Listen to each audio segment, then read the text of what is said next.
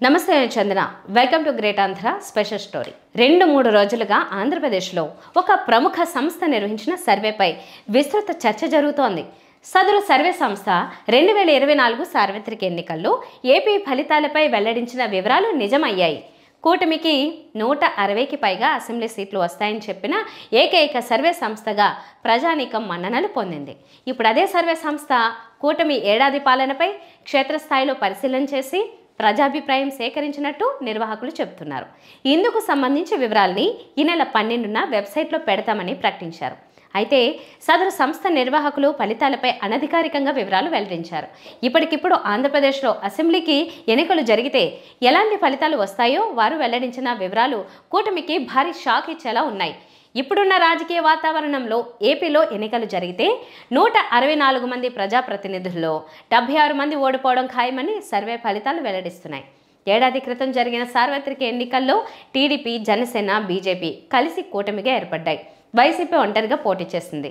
ఎన్నికల్లో TDP 135, Janasena 21, BJP 8 assembly సీట్లను దక్కించుకున్నాయి. YCP కేవలం 11 సీట్లతో అధపాతాళానికి పడిపోయింది. కూటమి ఏడాది పాలన ప్రజాభిప్రాయానికి విరుద్ధంగా సాగుతుందనేందుకు సదరు ప్రముఖ సర్వే సంస్థ క్షేత్రస్థాయిలో సేకరించిన వివరాలు వెల్లడిస్తున్నాయి.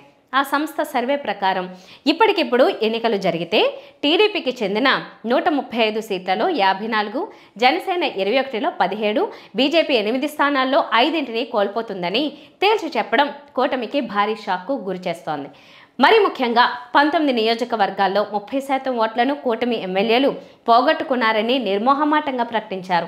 అలాగే 5 నుంచి 25% చొప్పున ఓట్లు పోగొట్టుకున్న నియోజకవర్గాలు ఎక్కువగా ఉన్నట్టు ప్రకటించారు. దీన్ని బట్టి కూటమి ఏ స్థాయిలో తమ సీట్లను పోగొట్టుకోనుందో అర్థం చేసుకోవచ్చు. గత ఎన్నికల్లో వైసీపీ 10% ఓట్ల తేడాతో దారుణ పరాజయాన్ని మూటకట్టుకుంది.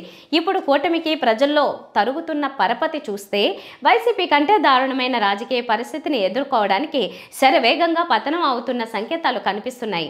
ఈ చేదు నిజాన్ని, నిష్ఠూర వాస్తవాన్ని గత ఎన్నికల్లో కూటమికి 160కి పైగా సీట్లు వస్తాయని చెప్పిన సంస్థే చెబుతుండడం ఆందోళన కలిగించే అంశం. కూటమికి ఇంకా 4 ఏళ్ల అధికారం ఉంది. ఇది చాలా ఎక్కువ సమయం. తప్పుల్ని సరిదిద్దుకుంటుందా లేక మరిన్ని చేస్తుందా అనే దానిపై కూటమి రాజకీయ భవిష్యత్ ఆధారపడి ఉంటుంది.